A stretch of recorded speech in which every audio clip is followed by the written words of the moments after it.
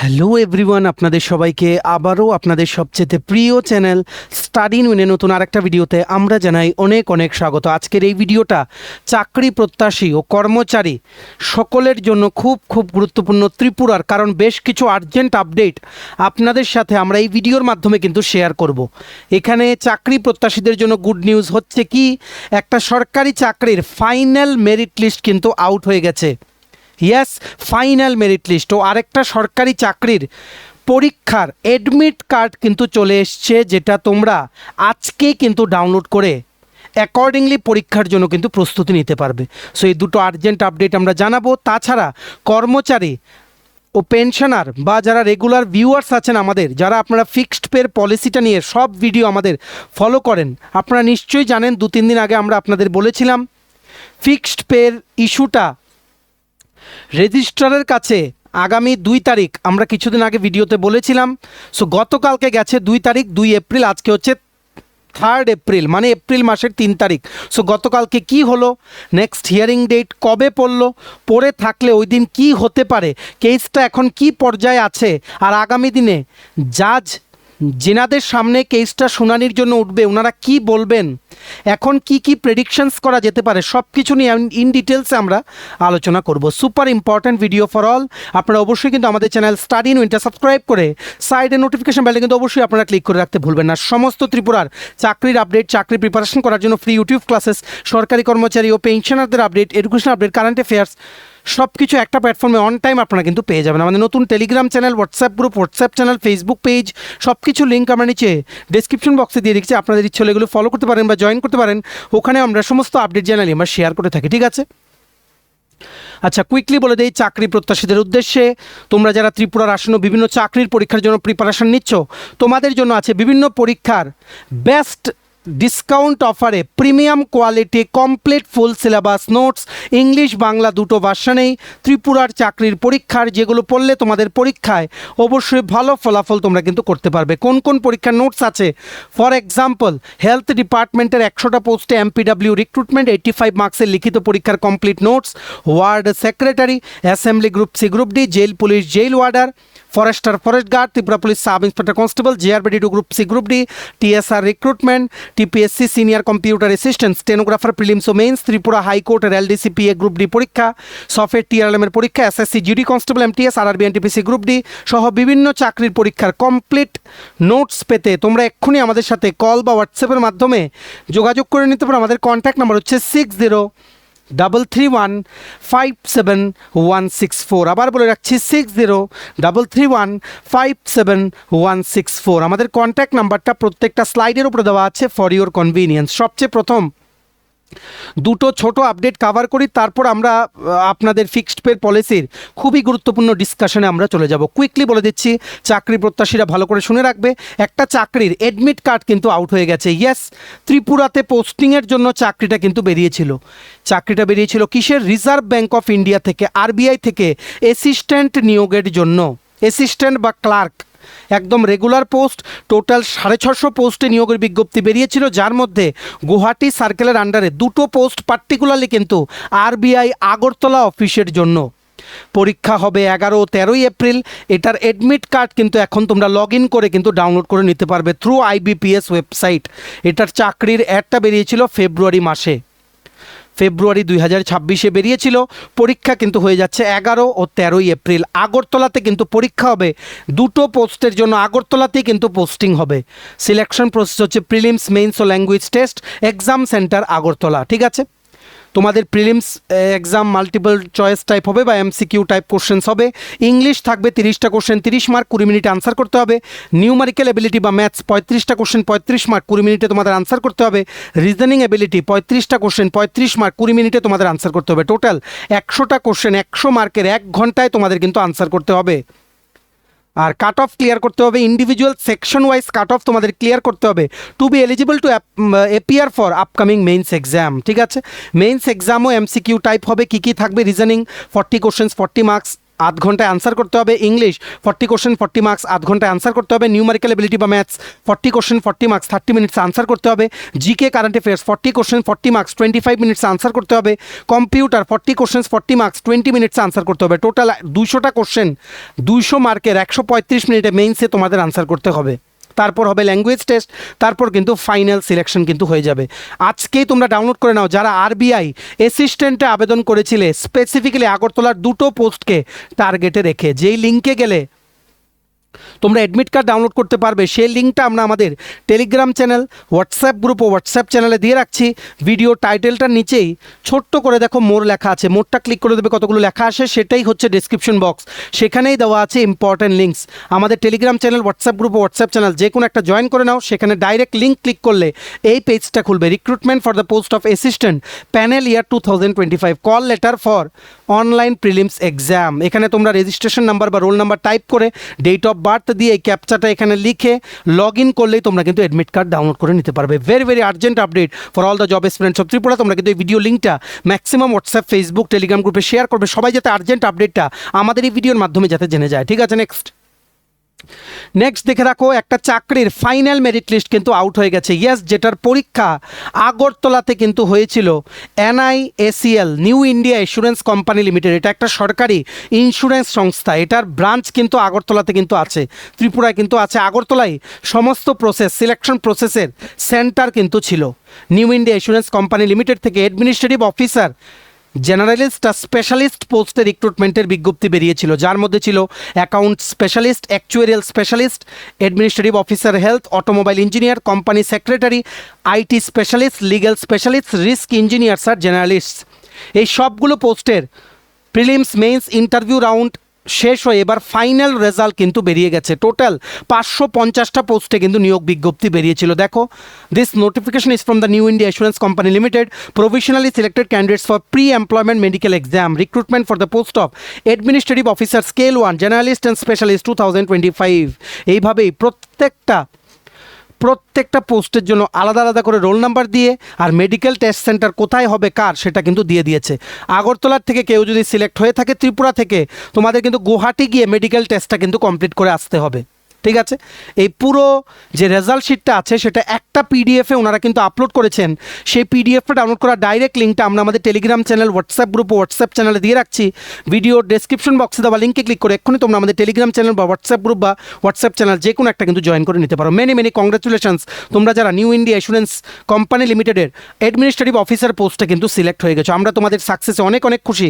Study in মিনের পক্ষ থেকে তোমাদের সকলকে জানাই হৃদয় থেকে অনেক অভিনন্দন। এভাবেই তোমরা এগিয়ে যাও আর ভিডিওটা ম্যাক্সিমাম হোয়াটসঅ্যাপ, ফেসবুক, টেলিগ্রাম গ্রুপে শেয়ার করে সবাইকে এই গুড নিউজটা আমাদের এই ভিডিওর মাধ্যমে জেনে নেওয়ার তোমরা কিন্তু সুযোগ করে দেবে। ঠিক আছে, এইবার আমরা চলে যাচ্ছি ভিডিওর যে main topic, the bigger topic, যেটার ব্যাপারে বুঝতে আপনারা কর্মচারীরা বা পেনশনাররা বা আপনারা যারা সাধারণ জনগণ আছেন, যারা বিভিন্ন বিষয়ে নলেজ রাখতে পছন্দ করেন, আপনারা যে জিনিসটা দেখতে এসছেন ফিক্সড পে, আপনারা নিশ্চয়ই জানেন আমাদের মতো ফিক্সড পে নিয়ে এত ডিটেইলড ভিডিও কিন্তু আপনারা কোনোখানে কিন্তু পাবেন না।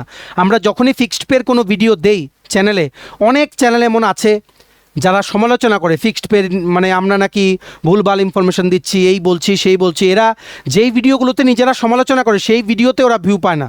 তো আপনারা নিশ্চয়ই বুঝতে পারছেন যে আমরা কতটুকু রিসার্চ করে প্রত্যেকটা লিগ্যাল টার্মস ডিটেল ব্রেকডাউন করে সোজা ভাষায় আপনাদের কিন্তু বুঝিয়ে দেই।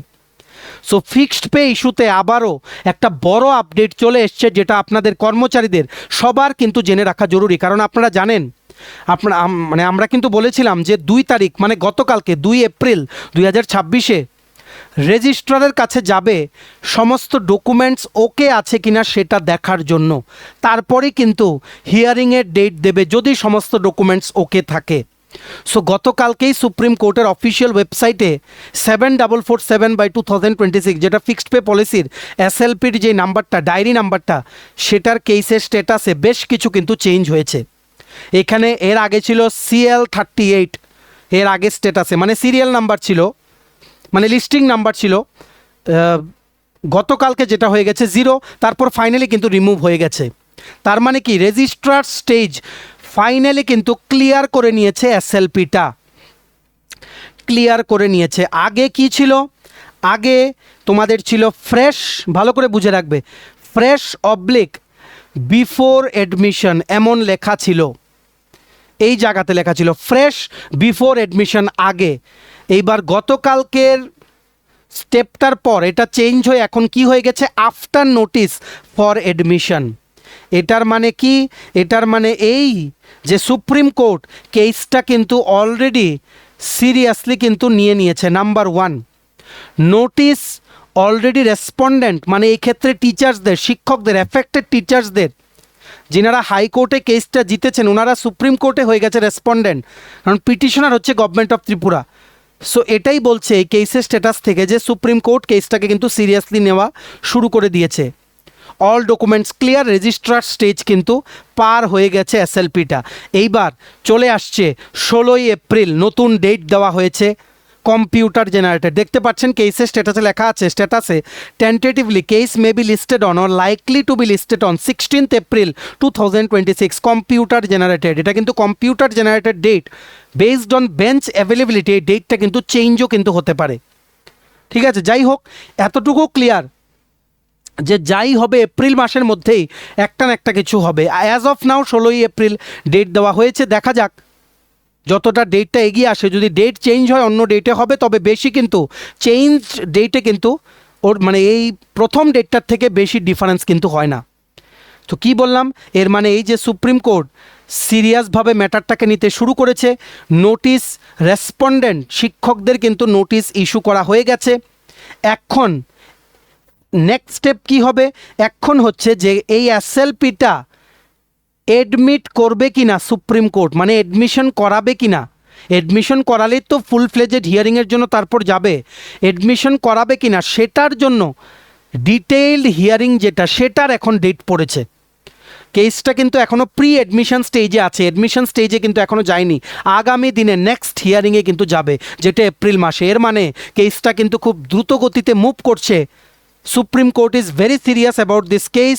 আর গভর্নমেন্টও কিন্তু এই কেসে, মানে গভর্নমেন্টের পক্ষে যিনি মানে অ্যাডভোকেট অন রেকর্ড যিনাকে অ্যাপয়েন্ট করা হয়েছে, উনিও কিন্তু কেসটা নিয়ে খুব তাড়াতাড়ি যা কোর্ট চাইছে সমস্ত ডকুমেন্টস বা রিকুইজাইটস উনি কিন্তু দিয়ে দিচ্ছেন। এটাই কিন্তু মানে এখন বোঝা যায়। আর এটা একটা বিরাট, এই কেসটার একটা ফরওয়ার্ড মুভমেন্টের ইঙ্গিত যে এই মাসেই কিন্তু ডেট দেওয়া হয়েছে অ্যাডমিশনের হিয়ারিংয়ের জন্য। আর গতকালকে মানে 2 তারিখ কি হয়েছে, রেজিস্ট্রার উনি কি দেখেছেন, সমস্ত ডকুমেন্টস চেক করেছেন।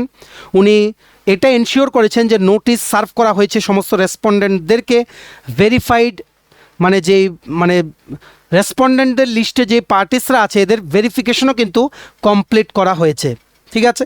এখন কেস হচ্ছে, কেসটা রেডি জাজেদের সামনে হিয়ারিংয়ের জন্য। বুঝতে পেরেছেন? এইবার আমরা আরও কিছু আপনাদের বলে দেব, আরও ডিপ লেভেল ইনসাইটস আমরা আপনাদের দিয়ে দেব, যাতে সবার থেকে আপনাদের কনসেপ্ট যাতে ক্লিয়ার থাকে এই এসএলপি নিয়ে কি ঘটছে সুপ্রিম কোর্টে বা আগামী দিনে কি হতে চলেছে, ঠিক আছে। 16ই এপ্রিল কি হবে, বেঞ্চ অফ জাজেস থাকবে, মানে একটা অনেকগুলো কোর্টরুম আছে, তো যে কোনো একটা কোর্টরুমে সেটাকে অ্যাসাইন করা হবে, যেখানে 2 থেকে অধিক জাজ কিন্তু থাকবে, 2 জন জাজও কিন্তু থাকতে পারে, 1 থেকে অধিক, ঠিক আছে। বেঞ্চ অফ জাজেস কি করবে, ওনাদের কাছে অপশন নাম্বার এ, জাজেদের বেঞ্চের কাছে কি কি আছে, অপশন নাম্বার এ, এসএলপিটাকে এডমিট করিয়ে নিন, ঠিক আছে। কেস এডমিট করালেই কেসটা হয়ে যাবে regular case in supreme court. Final hearing পরে হবে, স্টে অর্ডারটা লাইকলি কিন্তু কন্টিনিউ হবে। এটা হতে পারে option number A. Option number B কি হতে পারে, ওনারা ডিসমিস করে দিতে পারেন এসএলপিটাকে, যেটার চান্স কম। হাইকোর্টের জাজমেন্টটা চলে আসবে, আবার গভর্নমেন্ট ইমিডিয়েটলি হেরে যাবে, এটার চান্স কিন্তু কম। বারবারে কিন্তু বলছি অপশন নাম্বার এ হওয়ার চান্স কিন্তু বেশি। অপশন নাম্বার সি কি হতে পারে, যে অর্ডারটা মডিফাই করতে পারে, এটা একটা মিডল সলিউশন হবে। তবে আমাদের যতটুকু লাগছে অপশন নাম্বার এটাই হবে, যে কেসটা এডমিট করা হবে, কেসটা একটা রেগুলার কেস হয়ে যাবে। কারণ গভর্নমেন্ট রিপিটেডলি সেখানে আর্জেন্সি শো করে এটা দেখানোর চেষ্টা করবে যে এতটা আর্থিক বোঝা পড়বে ত্রিপুরার পুরো প্রশাসনিক স্তরে, যেই মানে কি বল ব্যালেন্সটা সেটা বিগড়ে যেতে পারে এই ফিক্সড পে পলিসি ত্রিপুরা থেকে উঠিয়ে দিলে, as per honourable high court of Tripura's order. তার জন্য সুপ্রিম কোর্টে এই কেসটা নিয়ে গভর্নমেন্টও কিন্তু ভীষণ সিরিয়াস, ঠিক আছে, ভীষণ সিরিয়াস, যে যেভাবেই হোক, কারণ এখন আপকামিং দিনে 2028-এ আসছে অ্যাসেম্বলি ইলেকশন, এর আগে যদি সুপ্রিম কোর্টেও যদি কেসটা গভর্নমেন্ট হেরে যায়, এটা একটা বিরাট সেটব্যাক হবে গভর্নমেন্টের জন্য ইলেকশনের আগে। সেটা ওনারা কোনোভাবেই কিন্তু চাইবেন না, কারণ এত আর্থিক বোঝা বাড়বে ফিক্সড পে পলিসি উঠে গেলে ত্রিপুরা থেকে, এতজনকে ডাইরেক্টলি রেগুলার করে এরিয়ার দিয়ে সব কিছু করাতে, যেটাই প্র্যাকটিক্যালি ইম্পসিবল হয়ে দাঁড়িয়েছে as per the current revenue scenario of Tripura government. ঠিক আছে, আর আমরা আপনাদের বলে দেই এখনও কিন্তু স্টে অর্ডারটা আছে, স্টে অর্ডারটা আছে, যেটা 20 ফেব্রুয়ারি প্রথম হিয়ারিংয়ে যেটা দেওয়া হয়েছিল সুপ্রিম কোর্ট থেকে। স্টে অর্ডার আছে মানে এই যে টিআরবিটির দ্বারা যে রেজাল্টগুলো বেরিয়েছিল সেগুলো নিয়োগ এখন ওনারা করতে পারবেন, ফিক্সড পে বেসিসে নতুন চাকরির অ্যাড এখন বের করতে পারবেন। আর কেউ নাম্বার 3 কেউ ত্রিপুরা গভর্নমেন্টকে ফোর্স করতে পারবে না অনারেবল হাইকোর্ট অফ ত্রিপুরার 8ই জানুয়ারির ফিক্সড পের যে অর্ডারটা সেটা মানতে, কারণ এখন সুপ্রিম কোর্ট থেকে কমপ্লিট স্টে অর্ডার এখনও কিন্তু অ্যাক্টিভ আছে। গতকালকে স্টে অর্ডার নিয়ে কিছু ডিসিশন হয়নি, কারণ সেটা গেছিল রেজিস্ট্রারের কাছে, not to any bench of জাজেস। জাজেরাই কিন্তু স্টে অর্ডার ওঠানো বা কন্টিনিউ হবে কিনা সেটা নিয়ে ডিসাইড করতে পারেন। ঠিক আছে, আশা করি আপনারা বুঝতে পেরেছেন। সো এই এত কিছুর মানে কি, যেটা চেঞ্জ হলো, এত কিছুর মানে এই যে গভর্নমেন্টের জন্য কি হতে পারে, গভর্নমেন্টের জন্য নাম্বার 1 হতে পারে যে ওনারা এখন পর্যন্ত যা যা স্ট্র্যাটেজি নিয়েছিলেন সেটা কাজ করছে।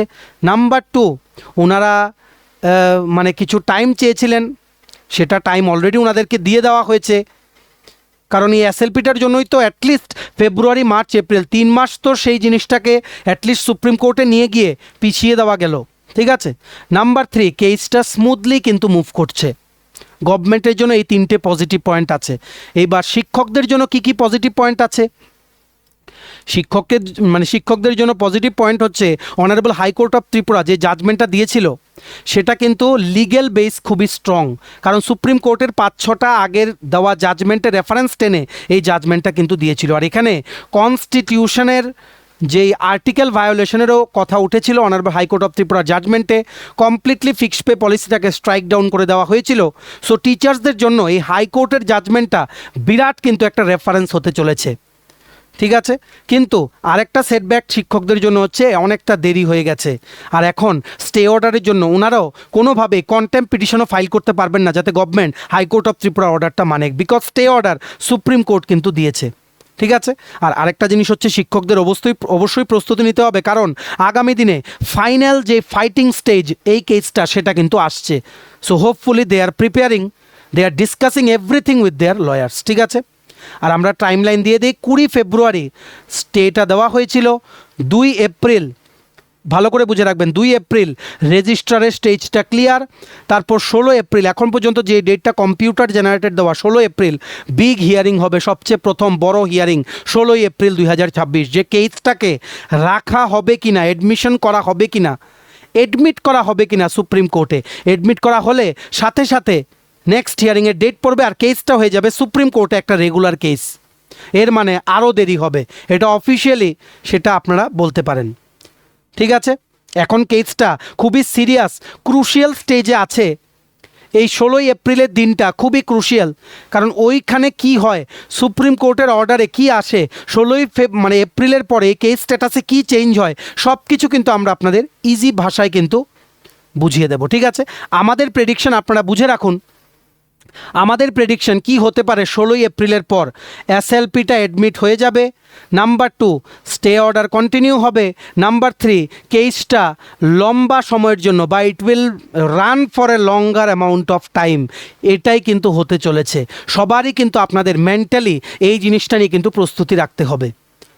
খুবই কম সম্ভাবনা যে ইমিডিয়েটলি এসএলপিটা ডিসমিস হয়ে যাবে, একদম সম্ভাবনা কিন্তু এখন খুবই কম হয়ে দাঁড়িয়েছে। ঠিক আছে, তবে এর মানে এই না যে শিক্ষকেরা কেস হেরে গেছে, হেরে তো যাবে না কোনো দিনই। সুপ্রিম কোর্ট এই সমস্ত ম্যাটারে গভর্নমেন্টের পক্ষে গেছে এরকম খুব কমই হয়েছে। জেনারেলি যেখানে ইকুয়াল পে ফর ইকুয়াল ওয়ার্কের সিনারিও এসছে সুপ্রিম কোর্টে অন্য কোনো স্টেট থেকেও, সেখানেও কিন্তু এমপ্লয়িজদের পক্ষেও সুপ্রিম কোর্ট কিন্তু রায় দিয়েছে। কিন্তু জিনিস একটাই, জিনিসটা লম্বা হবে। সুপ্রিম কোর্টে গেছে মানে the case will run for a longer duration of time. শিক্ষকদের জন্য এটা একটা সেটব্যাক কিন্তু হতে পারে। ঠিক আছে, সো এই 16 তারিখ মানে 16 এপ্রিল যখন কেসটা হিয়ারিংয়ের জন্য যাবে বেঞ্চের কাছে, কি কি হতে পারে, সবচেয়ে প্রথম কোশ্চেন যেটা জিজ্ঞেস করবে, why should we here this case, জিজ্ঞেস করবেন সেখানে জাজেরা যে আমরা কেন কেসটা শুনবো। ত্রিপুরা গভর্নমেন্টের যিনি লয়ার ওনাকে জিজ্ঞেস করবেন যে আমরা কেন এই কেসটা শুনবো, এটা কেন এত ইম্পর্ট্যান্ট, বা হাইকোর্টের ত্রিপুরার জাজমেন্টে কী এমন রং যে আমাদের ইন্টারফেয়ার করতে হবে এই জিনিসটাতে। গভর্নমেন্টের এই ক্ষেত্রে দেখাতে হবে big legal error by high court of Tripura বা কনস্টিটিউশনাল ইস্যু যেমন ইকুয়ালিটি, পলিসি পাওয়ার, এগুলো। আর এই পলিসিটা ইমপ্লিমেন্ট করলে পুরো রাজ্যব্যাপী স্টেট ওয়াইড একটা ইম্প্যাক্ট পড়বে, not for just few teachers, সেটা কিন্তু ওনাদের যে উকিল, অ্যাডভোকেট অন রেকর্ড, ওনার কিন্তু দেখাতে হবে এই প্রশ্নের উত্তরে। ঠিক আছে। নাম্বার 2 কোশ্চেন ওনারা করবেন এই ফিক্সড পে পলিসির ওপরে। জাজ জিজ্ঞেস করতে পারেন যে আপনারা কেন ফিক্সড পে পলিসি দিচ্ছেন ইনস্টিড অফ ফুল স্যালারি না দিয়ে আপনারা কেন ফিক্সড পে, মানে ফিক্সড পের আন্ডারে এতদিন ধরে কম স্যালারি দিচ্ছেন, আর আপনারা যে দিচ্ছেন এটা কি ভায়োলেট করছে equal pay for equal work principal, যেটা আমাদের কনস্টিটিউশন প্রত্যেকটা সিটিজেনকে গ্যারান্টি করছে। এই কোশ্চেনগুলো কিন্তু আসবে। তারপর এই কোশ্চেনের পরিপ্রেক্ষিতে সরকারি উকিল উনি বলতে পারেন যে আর্থিক যে বোঝা অনেকটা হয়ে যাবে, ফাইন্যান্সিয়াল কনস্ট্রেন্টস আছে ত্রিপুরা গভর্নমেন্টের, পলিসি ডিসিশন এটা। ঠিক আছে। আর বলতে পারে অনেক স্টেট আছে যেখানে সিমিলার মডেল ফলো করে, যেমন আমরা বলে দিই উড়িষ্যাতে কোনো একটা পলিসি আছে, কিন্তু এটা এইরকম না, এক্স্যাক্টলি ত্রিপুরার মতো না, সিমিলার কিছু একটা। ঠিক আছে। সো এগুলো রেফারেন্স আনতে পারে। এই ক্ষেত্রে শিক্ষকদের যেই উকিল রিপ্রেজেন্ট করবেন, অ্যাডভোকেট, ওনারা কিভাবে আর্গু করবে, ওনারা বলবেন যে same work equals to same salary. Supreme কোর্টের জাজমেন্ট আছে, খুবই লিগালি স্ট্রং এই জিনিসটা। ঠিক আছে। আর ওনারা বলবেন এই কম স্যালারি দেওয়ার নাম করে আনকনস্টিটিউশনাল এক্সপ্লয়টেশন চলছে ত্রিপুরা রাজ্যের কর্মচারীদের বা আমাদের শিক্ষকদের। এই দুটো পয়েন্ট ওনারা কিন্তু আনতে পারেন, which is a very serious issue. ঠিক আছে। নাম্বার থ্রি জাজেরা কি বলতে পারেন, আর্থিক অবস্থার উপরে কোশ্চেন আনতে পারেন জাজেরা, ফাইন্যান্সিয়াল কন্ডিশনের উপরে কি বলতে পারেন। ওনারা বলবেন অ্যাডভোকেট অন রেকর্ড, যাকে ত্রিপুরা গভর্নমেন্ট অ্যাপয়েন্ট করেছে, ওনাকে জিজ্ঞেস করবেন যে আপনার কাছে কি প্রুফ আছে এটা দেখানোর যে state can not afford regular salaries, proof আছে কি।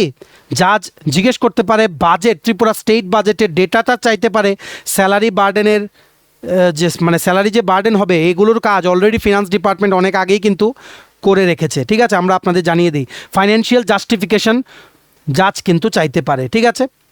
আর আবার কি উঠতে পারে, আরও প্রশ্ন করতে পারে সেই 16 তারিখ, যদি 16 তারিখ হিয়ারিং হয় বা যেদিনই হবে, এমপ্লয়িজদের অধিকারের ওপরে জাজ গভর্নমেন্টকে জিজ্ঞেস করতে পারে কি যে এমপ্লয়িরা কেন সাফার করবে তোমার আর্থিক অবস্থা খারাপ সেটার জন্য।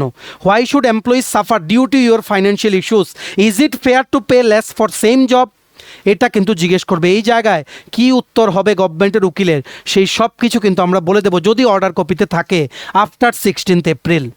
ঠিক আছে। তারপর আরেকটা জিনিস উঠতে পারে, স্টে অর্ডার উপরে বা আর্জেন্সির উপরে কোশ্চেনও কিন্তু সেখানে উঠতে পারে। জাজ যেনারা থাকবেন ওনারা রিভিউ করবেন যে স্টে অর্ডার যেটা ওনারা 20 ফেব্রুয়ারি দিয়েছিল প্রথম হিয়ারিংয়ের সময়, স্ট্যাটাস কিও স্টে অর্ডার, সেটা কি রিমুভ করা জরুরি। ওনারা এটা ভাববেন যে ওনারা যদি রিমুভ করে দেন গভর্নমেন্টের প্রবলেম হবে। ঠিক আছে। আবার স্টে যদি কন্টিনিউ হয় শিক্ষকদের প্রবলেম হবে। এই জায়গায় কি করবেন, তবে মোস্ট লাইকলি স্টেটা কন্টিনিউ হবে আনটিল ফুল ফ্লেজেডভাবে সুপ্রিম কোর্ট পুরো কেসটা শুনে না নেয়। ঠিক আছে।